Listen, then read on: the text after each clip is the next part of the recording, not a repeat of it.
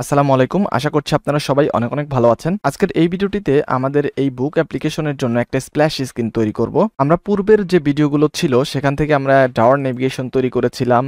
এখানে আমাদের যে ডাটাগুলো ছিল এগুলো সার্ভার থেকে গেট করেছি and short question section complete করেছি। দেখতে পাচ্ছেন এখানে আমাদের শর্ট কোশ্চেন সেকশনের মধ্যে সুন্দর করে আমরা এখানে কোশ্চেন অ্যাড করে দিয়েছিলাম। এবং অ্যাবাউট সেকশনটা শুধু ডিজাইন করিনি, আপনারা চাইলে অ্যাবাউট সেকশনটা ডিজাইন করে নিতে পারেন একদম বেসিক। আমি এই অ্যাবাউট সেকশনটা ডিজাইন করছি না, কারণ সবাই যদি সেমভাবে একটা অ্যাপ্লিকেশন তৈরি করে তাহলে কিন্তু এইটা হবে না। তো সবাই আমি চাই যে একটু আলাদা আলাদা করে ডিজাইন করুক, তাহলে এই অ্যাপ্লিকেশনটা প্লে স্টোরে আপনারা সুন্দরভাবে পাবলিশ করতে পারবেন। তো দেখেন, আমি যদি হোমের মধ্যে আসি, এই ডাটাগুলো আমাদের সার্ভার থেকে আসতেছে এবং আমি চাচ্ছি যখন আমি অ্যাপ্লিকেশনের মধ্যে এখানে ক্লিক করে দিচ্ছি বা ওপেন করছি, তখন এখানে একটা স্প্ল্যাশ স্ক্রিন আসুক। ঠিক আছে, এখানে একটা সুন্দর স্প্ল্যাশ স্ক্রিন আসুক, সেইটা আমি চাচ্ছি। তো এটা আসলে কিভাবে করতে পারি, আজকের এই ভিডিওটিতে আমি এটাই দেখানোর চেষ্টা করব। তো প্রথমে যে কাজটি করব, আমাদের একটা অ্যাক্টিভিটি তৈরি করে নিতে হবে স্প্ল্যাশ স্ক্রিন নামে। তো আমি কি স্প্ল্যাশ স্ক্রিন নামে এর আগে অ্যাক্টিভিটি তৈরি করেছি? না, অ্যাক্টিভিটি তৈরি করিনি। তো আমি এখান থেকে প্যাকেজে ক্লিক করে আমি একটা স্প্ল্যাশ স্ক্রিন নামে অ্যাক্টিভিটি তৈরি করে নিচ্ছি। তো আমি এখান থেকে অ্যাক্টিভিটিতে চলে যাব এবং এমটি ভিউজ অ্যাক্টিভিটি সিলেক্ট করব। কিসের জন্য করছি সেটা আমি বলে নেই।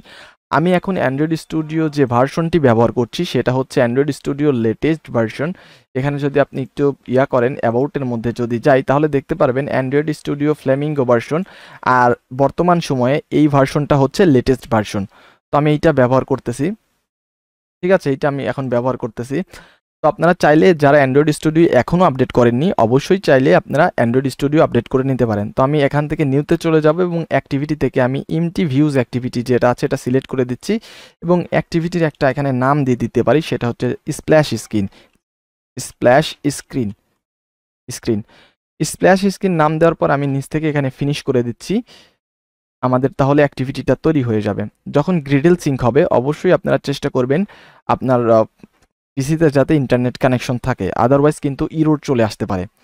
ঠিক আছে, তো দেখতে পাচ্ছেন আমাদের স্প্ল্যাশ স্ক্রিন অ্যাক্টিভিটি যেটা আছে সেটা তৈরি করা হয়ে গেল। আমি এখান থেকে এটা ক্লোজ করে দিচ্ছি এবং আপনি এই অ্যাক্টিভিটির মধ্যে আপনি যে কোনো ডিজাইন করে নিতে পারেন। তো আমি বেসিকভাবে একটা ডিজাইন করে নিচ্ছি। প্রথমে আমি এখানে রিলেটিভ লেআউট ইউজ করব, রিলেটিভ লেআউট। এবং এই রিলেটিভ লেআউটের মধ্যে আমরা একটা ইমেজ ভিউ অ্যাড করতে পারি। ঠিক আছে, ইমেজ ভিউ যেটা আছে, আমরা এখানে একটা ইমেজ ভিউ অ্যাড করতে পারি। সেটা হচ্ছে এখানে আমি 100-200 ডিপি করে দিচ্ছি, 100 ডিপি করে দিতেই পারি।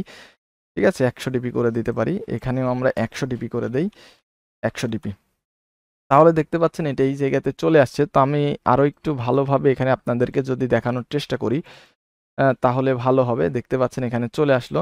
তো এসআরসি দিয়ে আমরা এখানে যে আইসি লঞ্চারটা আছে, লঞ্চার, এটা আমরা এখানে সেট করে দিতে পারি। অ্যান্ড তাহলে কি হবে, লোগো যখন আমরা চেঞ্জ করব, অটোমেটিকলি আমাদের এখানে স্প্ল্যাশ স্ক্রিন অ্যাক্টিভিটি থেকেও আমাদের আইকনটা পরিবর্তন হয়ে যাবে। তো এইটা আমি এখন সেন্টার ইন ভার্টিক্যাল বা হরিজন্টাল যেটা আছে এটা আমি করে দিচ্ছি ট্রু। তাহলে এটা একদম মাঝে চলে যাবে এবং এখানে সেন্টার ইন প্যারেন্ট করে দিচ্ছি ট্রু, তাহলে এটা একদম মাঝে চলে যাবে। তাহলে দেখতে পাচ্ছেন আমাদের এইটা একদম সেন্টারে চলে গেল এবং আমি এখন এইটাকে ক্লোজ করে দিচ্ছি এবং ইমেজ ভিউর আমি একটা আইডি এখানে দিয়ে দিতে পারি, আইডি স্প্ল্যাশ লোগো আমি দিয়ে দিচ্ছি, লোগো। অ্যান্ড এখন আমরা যে কাজটি করতে পারি, এখানে একটা টেক্সট ভিউ নিতে পারি, টেক্সট ভিউ।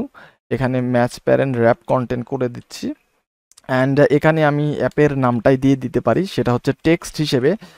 অ্যাপের নামটাও আমরা এখান থেকে স্ট্রিং থেকে অ্যাপ নেমটা নিয়ে নিচ্ছি।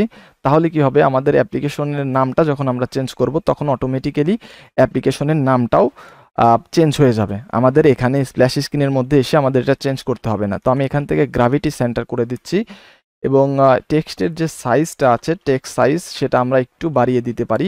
টেক্সট সাইজ আমরা এখানে 20 করে দিচ্ছি, 20 এসপি করে দিচ্ছি। এবং টেক্সটের যে কালারটা আছে, টেক্সট কালারটা আমরা ব্ল্যাক করে দিচ্ছি, অ্যান্ড্রয়েড ব্ল্যাক করে দিচ্ছি। এবং টেক্সটের যে ফন্ট ফ্যামিলি আছে, ফন্ট ফ্যামিলি আমরা কালপুরুষ করে দিতে পারি, আমাদের যে ইয়াটা আছে। অ্যান্ড টেক্সটের স্টাইলটা আমরা একটু বোল্ড করে দিতে পারি। ঠিক আছে, টেক্সট স্টাইল বোল্ড করে দিচ্ছি।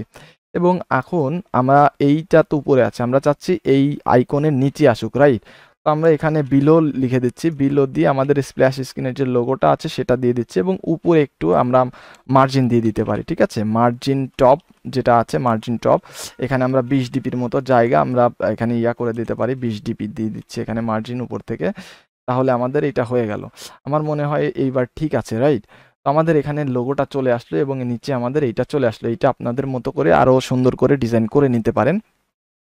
অ্যান্ড স্প্ল্যাশ স্ক্রিনের মধ্যে আমাদের এখন কোড লিখতে হবে। এখন স্প্ল্যাশ স্ক্রিনের মধ্যে কোড লেখার জন্য আমরা এখানে অন ক্রিয়েট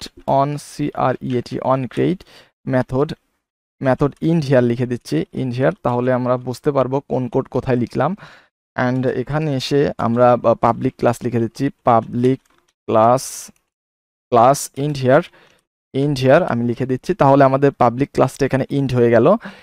এখন আমাদের আপনারা ব্রাউজারে চলে যাবেন। ব্রাউজারে আসার পরে এই লিঙ্কটা আমার এই ভিডিওর ডিসক্রিপশন বক্সে দেওয়া থাকবে, অথবা আপনারা বিডি টপ কোডার যেটা আছে XYZ এই ওয়েবসাইটে এসে এখানে এসে সার্চ করলেই স্প্ল্যাশ স্ক্রিন লিখে সার্চ করলেও আপনারা এটা পেয়ে যাবেন। ওকে, তো আমি এই লিঙ্কটা ভিডিও ডিসক্রিপশন বক্সে দিয়ে দেওয়ার চেষ্টা করব। এখানে সব কিছু দেওয়াই আছে, স্প্ল্যাশ স্ক্রিনের কীভাবে কী করতে হবে বিস্তারিত। তো আমি একে একে সব কোডগুলা কপি করে নিচ্ছি। এইটা হচ্ছে ফুল স্ক্রিন করে দেওয়ার জন্য। তো আমি এটাকে কপি করে নিয়ে এই জায়গাতে এসে আমি এটা ব্যবহার করে দিচ্ছি। অ্যান্ড এখানে দেখতে পাচ্ছেন ইরোর টাইপের আছে, তো আমি এখানে অল্ট প্লাস ইন্টার প্রেস করে ইম্পোর্ট ক্লাস করে নিচ্ছি, তাহলে আমাদের ইরোরগুলো চলে যাবে। অ্যান্ড এই জায়গা থেকে আরও কিছু কোড আছে, যেমন এখানে আপনি যদি অ্যাকশন বার হাইড করতে চান, তো আমাদের হয়তো অ্যাকশন বার হাইড আছেই, আমাদের ওইটার দরকার নাই। আমি এখান থেকে এই ইসের কোডটা নিয়ে নিচ্ছি। এখানে আমাদের যে স্প্ল্যাশ স্ক্রিনের কোডটা আছে সেটা আমরা নিয়ে নিচ্ছি, এবং হ্যান্ডেলারে এখানে দেখতে পাচ্ছেন এখানেও আমাদের অল্ট প্লাস ইন্টারপ্রেস করতে বলতেছে। আমরা অল্ট প্লাস ইন্টারপ্রেস করে আমরা এটাকে নিয়ে নিলাম, এবং এখানে ইন্টেন্টের এখানেও করলাম, এবং এখানে স্প্ল্যাশের এখানে আমরা আমাদের যে অ্যাক্টিভিটিটা আছে সেটা আমি পাস করে দিচ্ছি স্প্ল্যাশ স্ক্রিন নামে। তাহলে আমাদের এটা হয়ে গেল। এবং স্প্ল্যাশ স্ক্রিন বা এই অ্যাক্টিভিটিতে কত সময় থাকবে সেটা কিন্তু আপনি এখানে দিতে পারেন। এখানে 5000 যে মিলি সেকেন্ড আছে, এখানে আপনি মানে হচ্ছে 5 সেকেন্ড। তো আপনি এখানে যদি 3 করে দেন তাহলে 3 সেকেন্ড এখানে ওয়েট করবে। তো আমি আপাতত এখানে 4 করে দিচ্ছি, এইরকমই থাকুক। আপনারা আপনাদের মতো করে যত সময় রাখতে চান তত সময় এখানে দিতে পারেন। তবে আমি 5 করে দিচ্ছি, কারণ এখানে একটু কাজ আছে। সামনের হয়তো ক্লাসে বা সামনের ভিডিওতে আপনাদেরকে দেখানোর চেষ্টা করব, এবং সামনের ভিডিওটিতে আমি দেখানোর চেষ্টা করব কিভাবে এই অ্যাপের মধ্যে অ্যাডমুভের অ্যাড ইমপ্লিমেন্ট করবেন। ঠিক আছে, তো আমি এইটা এখানে হয়ে গেল। তো আমাদের এখন যে কাজটি করতে হবে, আমাদের স্প্ল্যাশ স্ক্রিনের কাজ মোটামুটি শেষ।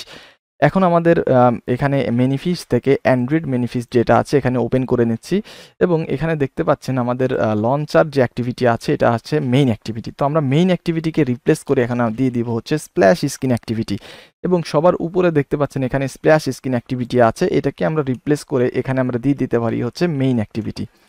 ওকে, আর এখানে স্প্ল্যাশ স্ক্রিনের মধ্যে এখানে দেখতে পাচ্ছেন স্প্ল্যাশ স্ক্রিন থেকে আমাদের মেইন অ্যাক্টিভিটিতে চলে যাবে যখন আমাদের এখানে 4 সেকেন্ড হয়ে যাবে। তো অ্যাপটাকে চলুন রান করে দেই, রান করে দিয়ে দেখি যে আমাদের এইটা আসলে ঠিকঠাক মতো কাজ করতেছে কিনা।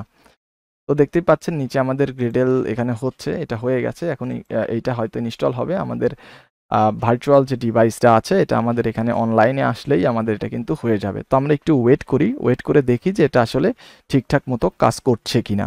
দেখতেই পাচ্ছেন এখানে কিন্তু আমাদের স্প্ল্যাশ স্ক্রিনটা আসলো, তারপরে আমাদের এখানে যে ডাটাগুলো ছিল সেগুলো আসলো। আমি যদি এটা প্রথম থেকে ওপেন করি তাহলে হয়তো বুঝতে পারবেন।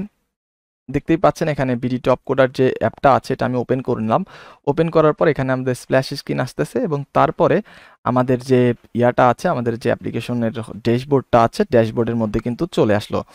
আমরা সঠিকভাবে স্প্ল্যাশ স্ক্রিনটা আমাদের অ্যাপ্লিকেশনের মধ্যে ইমপ্লিমেন্ট করলাম। তার পরের ভিডিওটিতে বা পরের যে ক্লাসগুলো আসবে সেখানে আমরা যেটা শিখবো সেটা হচ্ছে এখানে কিভাবে আমরা অ্যাডমুভের অ্যাড ইমপ্লিমেন্ট করতে পারি, কিভাবে পলিসি মেনে আমরা অ্যাড ইমপ্লিমেন্ট করতে পারি, এবং কিভাবে সঠিকভাবে অ্যাড ইমপ্লিমেন্ট করতে পারি, সেটাই আসলে পরের ভিডিওটিতে আমরা দেখার চেষ্টা করব। ধন্যবাদ আপনাদেরকে, সবাই ভালো থাকবেন।